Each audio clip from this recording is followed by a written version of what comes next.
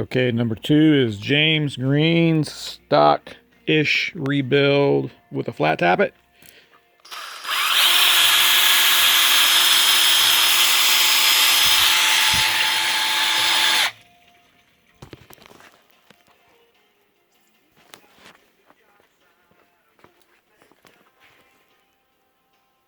All the way to the back on both banks of the motor, less than 30 seconds.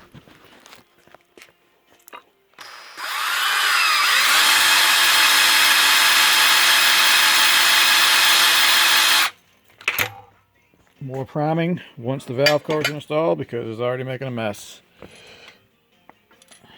Okay. 60-pound spring in that pump. That's a stock oil pump. James Green, buddy, you are ready for your intake and valve covers.